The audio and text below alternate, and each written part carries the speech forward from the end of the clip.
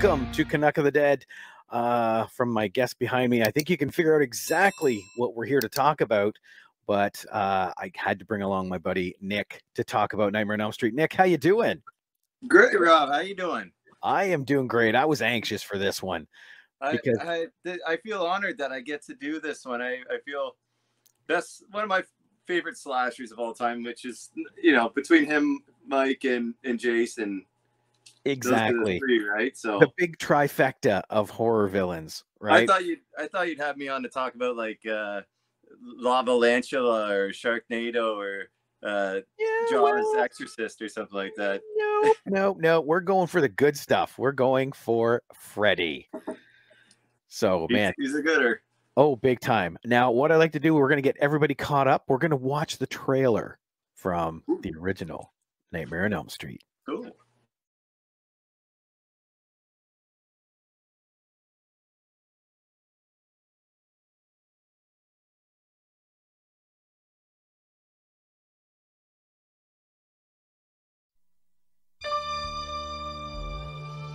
The kids of Elm Street don't know it yet, but something is coming to get them. There's something out there, isn't there?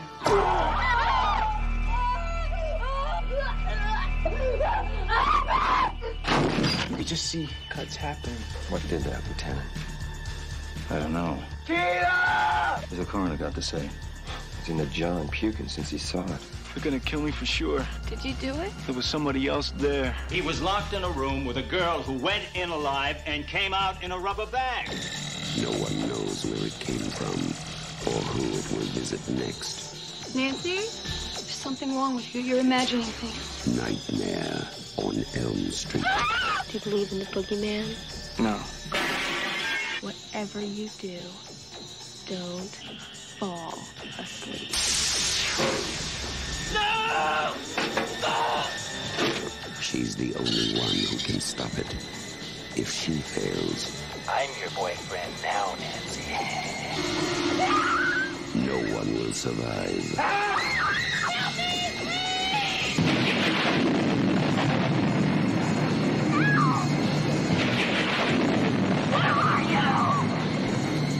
From Wes Craven, director of The Hills Have Eyes and Last House on the Left, a new masterpiece in fantasy terror, Nightmare on Elm Street. There we go. I love that trailer. It's still works, eh? Like, all the shots that even are just in the trailer just looks amazing. Like there's one of Freddy and he's, I think, kind of in the boiler room and you only see this much of his face, and the lighting on that and the texture of it, just it almost looks like it's from a New Nightmare with the makeup that they used in that one. It does. But it's interesting because everybody ribs on Marvel or DC nowadays. When they put out trailers, they digitally take things out, right? Yeah. Or they show you clips that they're not in the movie. They're trying to fool you, right? There is a clip in this trailer that's not in the movie. Was it Johnny Depp? No, John Saxon. What was that? Okay, you tell me, what was the clip then? It was him as the police, because he's the police chief, right? But he's standing there going, the guy was locked in a room with a girl that went in alive and came out dead, or came out in a rubber bag. Like that sums up why he's after Ronnie. Oh my God. Yeah, why? Because he's going after, because he thought he slashed up Tina, right? Exactly. But that's not in the film. And yeah, I don't, now that you mention it, why. Yeah, I never caught that. But that's that's a weird one. Yeah. There was the bed scene in that trailer too. It almost looked like Johnny was jumping into the hole or coming. It kind of looked a little different than in the film, because in the film it gets kind of sucked in. The TV comes in. But if you look at the trailer, that looks weird. And there is a deleted scene out there that's not in the movie where he actually crawls out of the bed. Yes, he comes back, and I'd love to see what that was all about. Yeah, they don't talk about it, but somehow it survived, because I know it's out there. I've seen it, and there's another one that I'm sure we could talk about later. I don't want to just jump right into over what this could be, because like where would he be going? What would he be doing? That's the weird thing. Like exactly. I'm wondering, is it now in the dream realm? That's what I'm thinking. You know, it's a dream realm if he's coming out of the bed. No other character comes back from whatever he did. Like, it wouldn't show. I don't know. It just seems like a weird thing. I can see why they pulled it, because hearing about how this film could have been with all the retakes and stuff cut from it, could have been a really different movie. And especially when you look at who Freddy was originally thought of, right? Yep. Well, let's get to that. We're going to start right at the beginning. And especially with that trailer, and when you watch Nightmare, you get that iconic New Line Cinema logo. You don't see it anymore. It's now the floating frames that come in, you know, and it looks like a film frame. Yeah. But that red line, that flashing red line, and then opens up into New Line Cinema. Doesn't it take you back? Oh, huge. Yeah. I think this was the second film for New Line Cinema. Yeah. Yeah, and they weren't doing too strong off the first one, but they were taking chances, right? And that's kind of what happened here. Well, yeah, because that's why New Line's always been called the house that Freddy built. Yeah. Because literally, if this hadn't worked, I think they would have been done. It would have been tough because, you know, they got done the movie by the skin of their teeth. I think they were shooting for like a $700,000 finalized number for how much they can spend on it. They went over to 1.1. That's always stuck with me because that's a lot of. Back in those days, when you think of Halloween being made for, was it 50,000? Yeah, it was next to nothing. Yeah, so if they go up over, 400 million, that's a whole nother horror movie, pretty much, because they were spending too much on horror films a lot at that time. Yeah, this one, it says it cost roughly 1.8 million to produce. Oh, really? They're probably factoring in when the production of getting it out there to theaters and stuff like that too, because they were having troubles trying to find anybody. Like Paramount turned them down. They just did is it Dreamscape with is that the one with Dennis Quaid? Yep, I remember that one. Confused, and they didn't want to do another Dream movie. There was another one, but you know who actually wanted to pick this up? This is one of those stories that's out there. Is Disney. Really? Disney wanted to, after they watched the film, they said just cut all the really bad stuff out. We love this character. We could really turn him into like a Disney type character. And Wes was like, no. We'll add some Disney birds that come in and talk to Heather Langenkamp. And they'll sing the 1, 2, Freddy's coming through. Like, now I think it could happen, Well, one of the things I found, just to show you how in debt this company was at this point, a few days before the film was to go into general release, the processing lab that had the negative informed New Line Cinema that it would be keeping the film because it had not been paid. Yeah, I heard there's a couple stories on that type of stuff. Like, that's even the crew, the actors, they weren't getting paid, but you know what? They didn't lose any of the crew or film actors. Even though they were like, it'll be next week. Yeah. I guess it was like a month, and they didn't get a paycheck. But I don't know. It's one of those things where if you really believe in it, I guess, and you're seeing what's happening, you're like, I got to stick this thing out. I believe in it. Plus, Wes Craven, man. Have you seen it? You've seen obviously interviews of this guy. The guy, you talk or you hear him talking, just like whatever he does, I wanna. He's like a professor or something, like a Harvard professor talking about horror movies and turning it into something that sounds like, Well, and we'll get to the origins of this film, with the basic idea, and you probably know this, where the Los Angeles Times, they did a series of articles about a group of people from, where were they from? Southeast Asia. Yeah, they always mention that. And from all the interviews I've seen of Wes and even the commentary that I've watched and the DVDs I have, he never mentions, why it was interesting to him that they mentioned that they were from another country or what their origin is, But it's everywhere. Every story that has it says that it's Southeast Asian. It's like, but what does that have to do with anything? Like, couldn't one of them be the tribe they were from, the Hmong tribe? Oh, and they had a culture over to of the States. Yeah. Okay. several of whom died in throes of horrific nightmares. The group had come to the U.S. to escape the murderous regime of Pol Pot. I don't know who that is. And within a year of arriving, 3 men had died, all in similar situations. The young, otherwise healthy men would have a nightmare, refuse to wake up, and when they finally, refused to fall asleep, and when they finally did, from exhaustion, they woke up screaming and died. So that's just terrifying right there. Yep. Autopsy results revealed that they had not died from heart failure, but had simply died. It was their inability to find a cause of death that intrigued Craven so much. Medical authorities have since called the phenomenon Asian death syndrome. Asian death syndrome. There it is, I guess. Yep. That'd be an awesome. So if me or you were to die in our sleep, it'd be the Asian death syndrome. We'd be a part of that, I guess. So yeah. That's a terror. Like, it's funny that Wes had to sell this film to production companies, because that, if he just read that to somebody, like, that'd be like, okay, let's make this. Well, you consider, because they've got stuff on TV like Sanford and Son and Maude and all that. It's like, this is a really cool plot idea. Yeah. You know, and you see in '84, you see the schlock that was put out. You know, they had alligators chasing people. They had every other type of fish out there killing people. Like, and I love the schlock. I'm not talking bad about the schlock. That's my favorite stuff. But for somebody to go, wait, that's murder in a nightmare. No, nobody's gonna believe that. It'll never sell. Yeah. No. Man. What was it about this movie that stuck with you when you first watched it? See, I've been thinking a lot about that. Not only when you asked me to do this, but like, because I think it is, when I was younger, is always my number one. And the older I get, it's still my top three. Because I just grown to love the thing so much. It overtook it.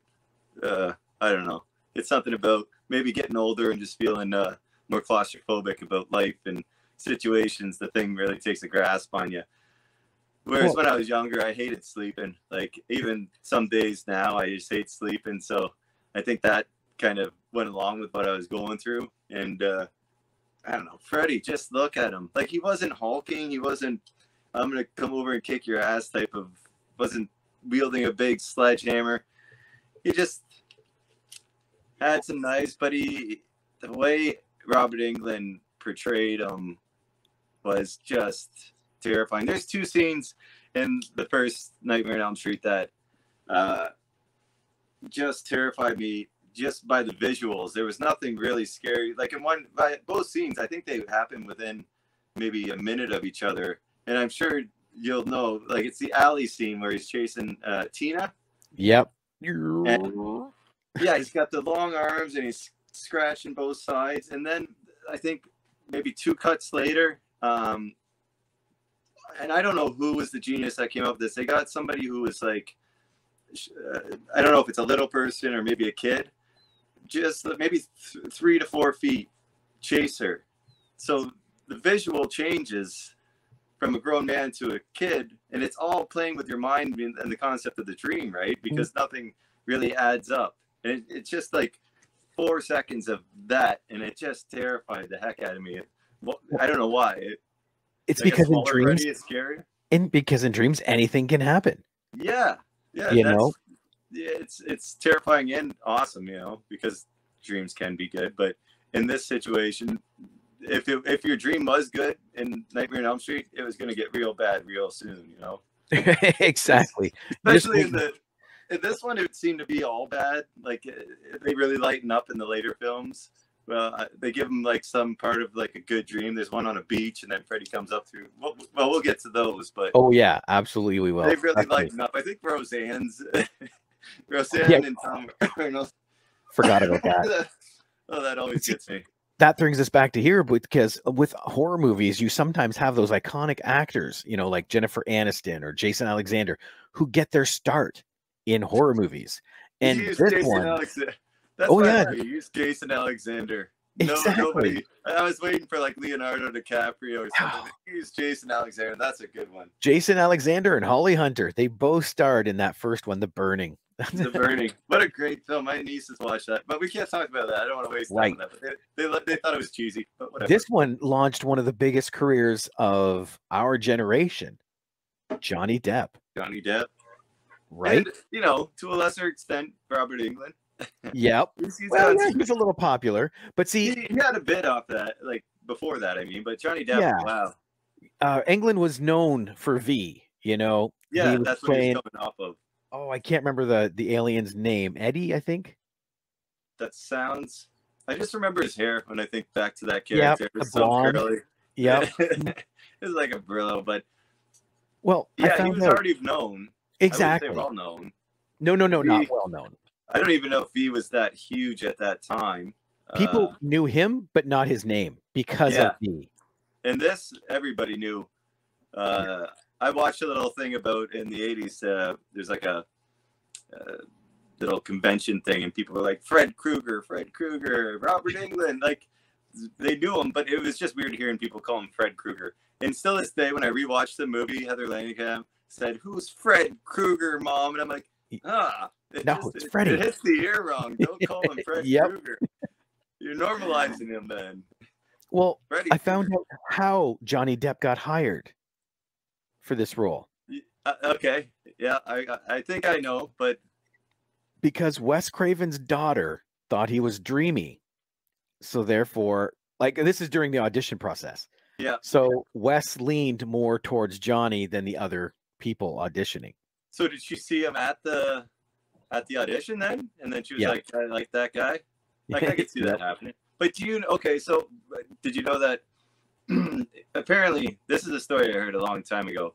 After the new remake came out, and you know how stories go, maybe it's not, but it's one that I thought was pretty funny. So he went with another guy who was trying out for that role, and it was Jackie Earl Haley. Is that his name? Am I saying that right?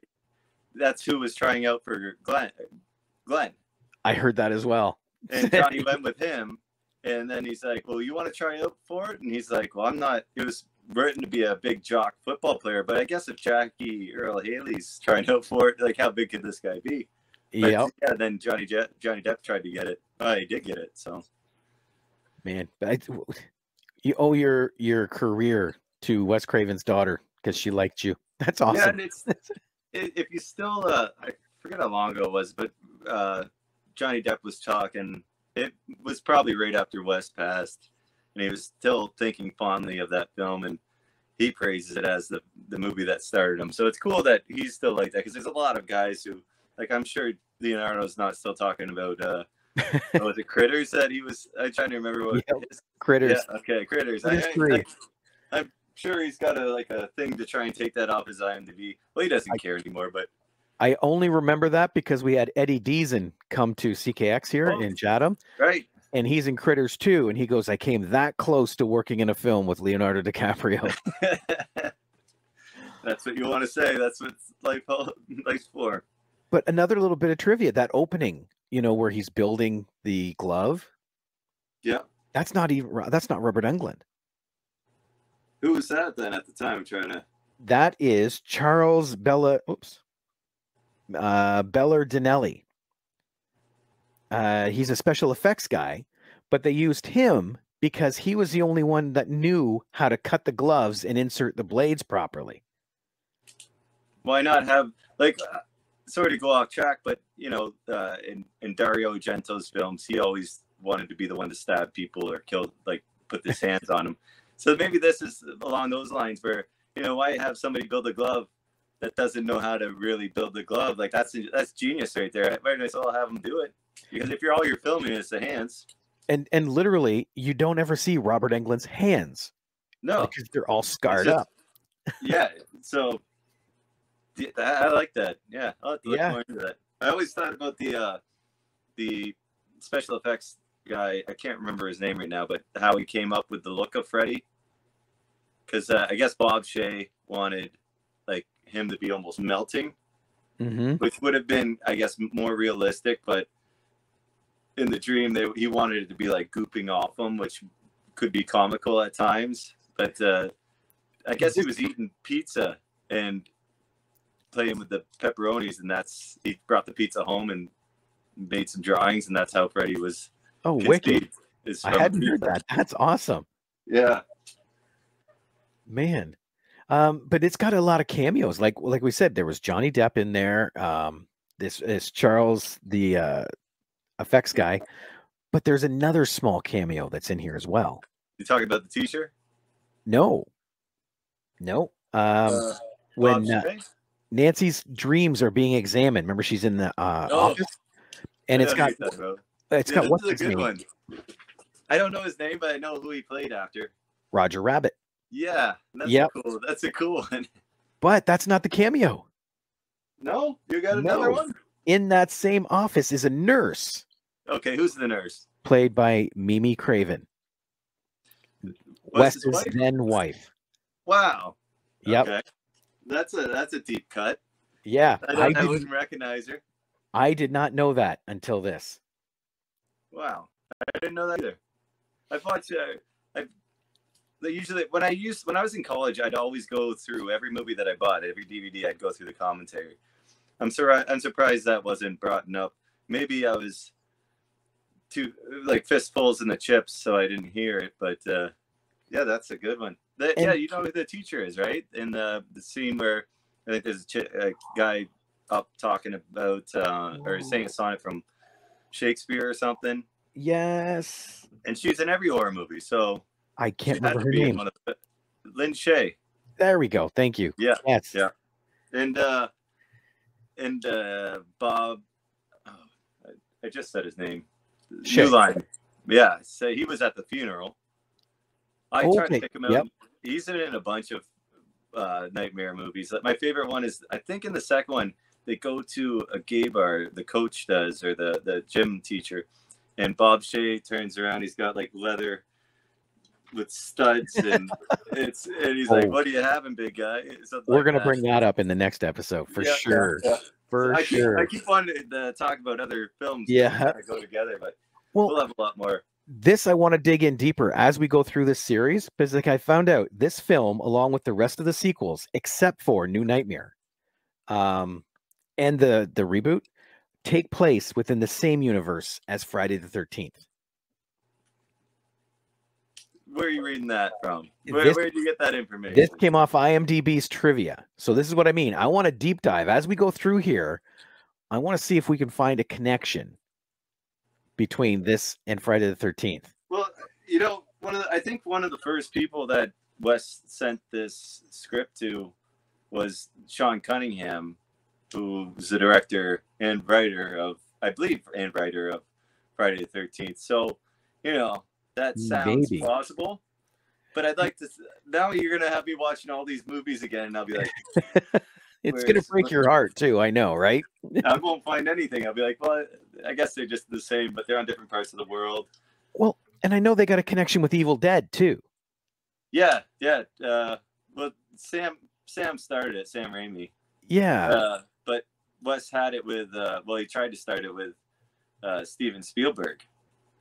Is that what you're talking about? No, it's just the fact that they show some of Evil Dead on the camera in Nightmare, and then in Evil Dead 2, they actually have Freddy's glove in the shed. Oh, yeah. So that goes back to I believe it's The Hills Have Eyes. Wes shows a torn picture of Jaws, almost to say, some people have speculated that it says, "You think that's a scary movie? That's why it's ripped in half." And then here's The Hills Have Eyes. And then in Evil Dead, when they go down in the cellar, there's a torn picture of The Hills Have Eyes.